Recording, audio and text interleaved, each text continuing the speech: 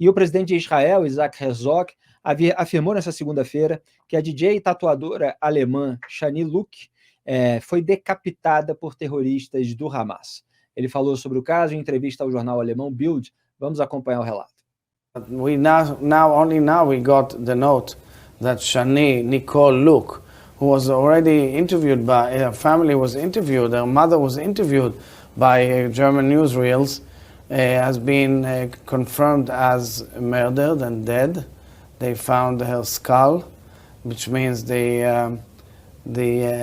barbaric, sadistic animals simply chopped off her head when they were attacking and torturing and killing Israelis. It's a huge tragedy, and I send a lot of condolences to her bereaved family. She was a beautiful 23-year-old who went to a music festival, nature festival in Reim, right near the border. Existe essa expressão em inglês que eles usam lá para essas festas em Israel, inclusive Nature Party ou Nature Festival, que são festas ali realizadas em desertos, em lugares geralmente com uma paisagem deslumbrante, às vezes secretos, né? Isso acontece também lá no Rio de Janeiro, festa que só se avisa em cima da hora, só para o pessoal que está por dentro. Por isso que ele usou essa expressão. Agora, morreu, decapitada, portanto, assassinada pelos terroristas do Hamas, aquela moça, 23 anos, e que teve o seu corpo vilipendiado e exibido da pior maneira possível, logo naquele 7 de outubro. Graeb, imagens horríveis, né? um desfecho absolutamente trágico, e a gente que passa pano para isso. Pois é, Felipe, ficam falando de crimes de guerra, né? Decapitação de soldado que está combatendo com o outro exército é um crime de guerra. Vamos falar agora, então, da decapitação de uma menina de 23 anos, civil, que não tinha absolutamente nada, jamais pegou em armas para combater o Hamas, ou os palestinos muito menos. Inofensiva. Isso é um crime de guerra, não sei se existe essa figura, mas se existisse, com certeza caberia. É um crime de guerra agravado, com agravante, né? Então, aí, é desse tipo de ação que a gente está falando. Encontraram o crânio da menina. E como você bem lembrou, né, Felipe, no primeiro momento do ataque terrorista do Hamas, foi uma das primeiras imagens que a gente viu de reféns, né? A menina praticamente nua, jogada com o rosto para baixo dentro de uma caçamba de caminhonete, com os terroristas pisando em cima dela, sentados nela. A isso não querem aplicar a ideia de crime de guerra. Então, realmente, as palavras se desvalorizaram, né? Pois é, eu estava lembrando um artigo que eu publiquei que era o monopólio da condição de vítima, porque eu estava refletindo sobre as questões de fundo em relação a esse pano que se passa para o Hamas e em relação a essa postura anti-Israel que a gente vê na esquerda mundial. E quando você tem ódio de alguém, você tem muita dificuldade de aceitar que aquela pessoa está com a razão quando ela é alvo de um criminoso, de um terrorista, quando ela fica na postura de vítima.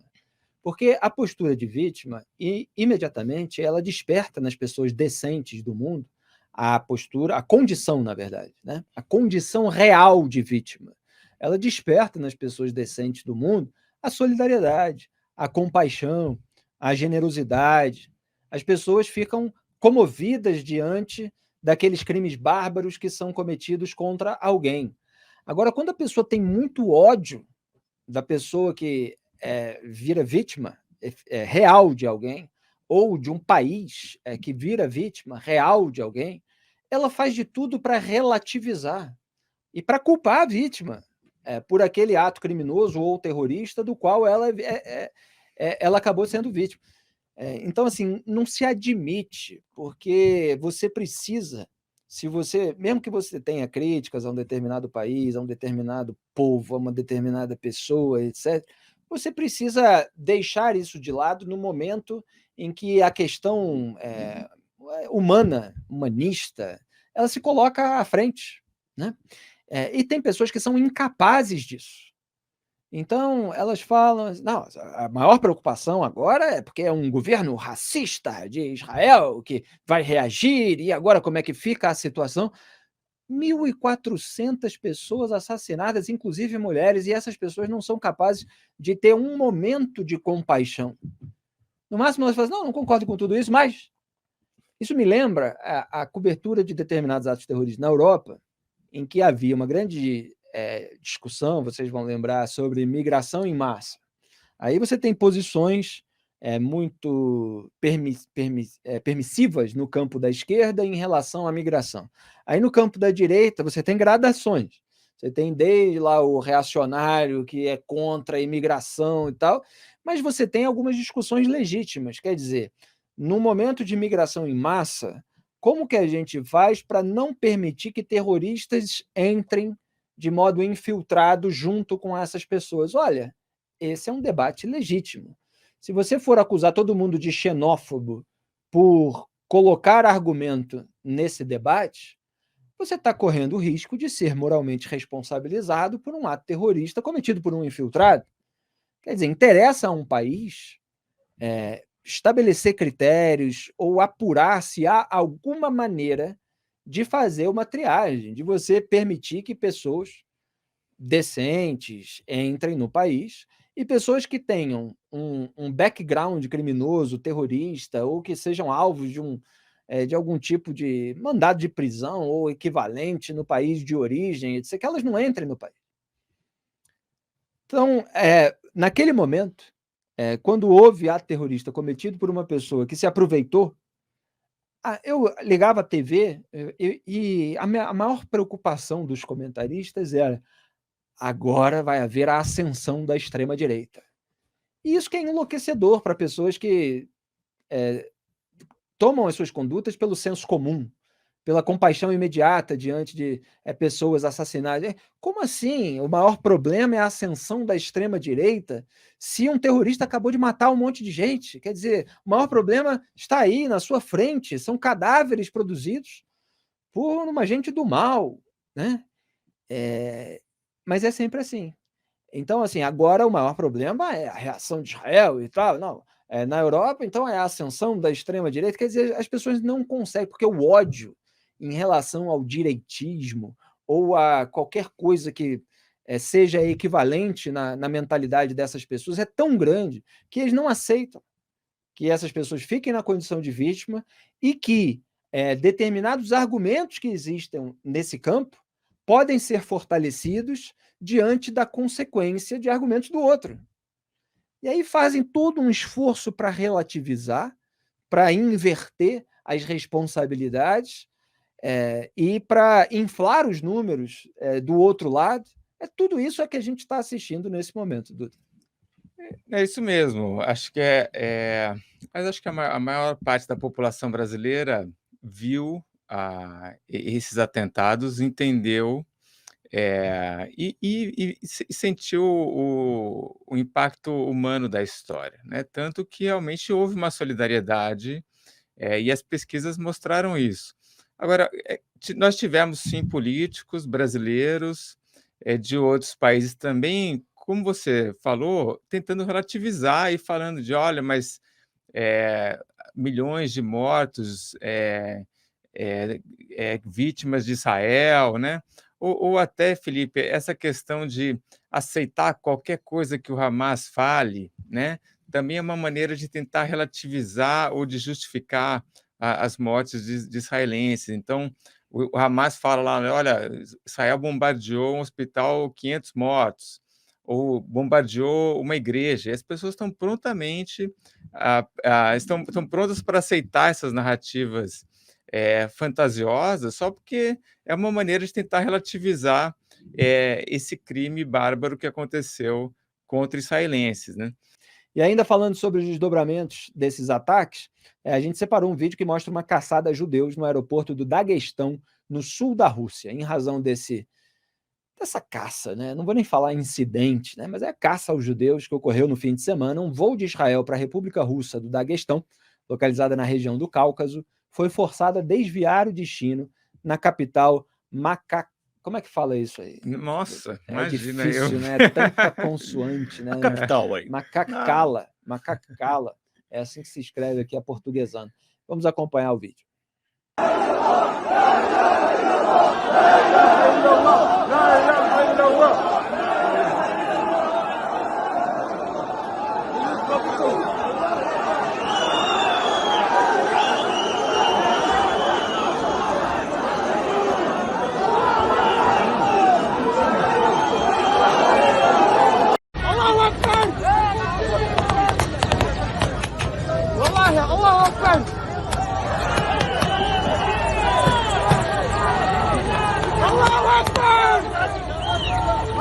Все сюда, в аэропорт, братья, давайте, поддержим.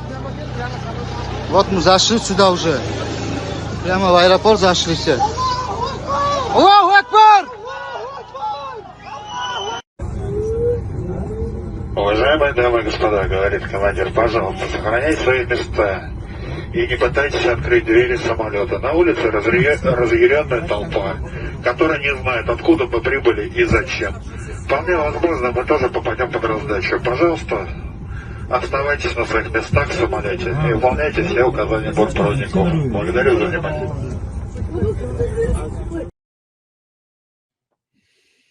Muito bem, há várias outras imagens, essas são algumas aí dos registros dessa caça aos judeus. E o porta-voz do Kremlin, Dmitry Peskov, afirmou que os acontecimentos são, em grande parte, o resultado de interferência externa, incluindo influência de informação. Começaram a se fazer de sonsos, né, Duda? Bom, essa história é um susto, né? A gente vê... Estamos voltando 200 anos, né, na história, na época dos pogroms, né? Descem, acho que são 15 israelenses nesse voo, e aí chega uma turba de centenas de pessoas gritando "Alá é grande" e perseguindo esses passageiros que tinham chegado ali. Eles entram no ônibus, são apedrejados, são retirados ali de helicóptero, e levados para uma base militar. É difícil, Felipe, a gente dizer o quanto que o governo russo tem aí de participação nessa história. Uhum. Eu falei aí com algumas pessoas, por exemplo, o Putin tem muito medo de insuflar esse terrorismo islâmico nessa região, porque essa turma já se virou contra, né, o regime do Putin. Agora, a gente sabe também que a Rússia é um país onde reina muita desinformação. Toda a cobertura dessa guerra é muito enviesada. Parece que o estopim aí foi um canal de Telegram, que é muito popular na Rússia, e que divulgou uma coisa de, olha, os israelenses estão chegando no aeroporto e tal, e aí eu não sei ali qual que foi a mensagem exata, mas você tem essa turba raivosa correndo atrás ali para fazer um pogrom em pleno século XXI, né? Enfim. O que gera a nossa desconfiança é de que há uma ordem de um dos canais do Putin, é justamente a falta da existência e da capilaridade de veículos que não sejam os oficiais ou semi-oficiais do governo russo. Lá você tem uma caçada como essa aos opositores. A gente ironizou aqui outro dia, porque, tragicamente, as pessoas que, mesmo sendo políticas ou sendo jornalistas, elas têm divergência em relação ao governo ou criticam, elas caem de uma escada, caem da janela, comem alguma coisa e acabam caindo também e morrendo. Então, há toda uma desconfiança sobre atuações do governo obscuras para caçar, com C cedilha mesmo, os seus opositores, fora as condenações, né, porque eles também controlam o poder judiciário, e aí você tem jornalista sendo condenado a tantos anos de prisão simplesmente porque exerceu o seu dever jornalístico profissional de vigiar o regime, o poder de turno. Então, assim, tem um veículo que tem meio de ação e capilaridade para mobilizar essa horda que não seja um veículo pró-Putin? De onde veio isso? Se não for de algum canal oficial russo.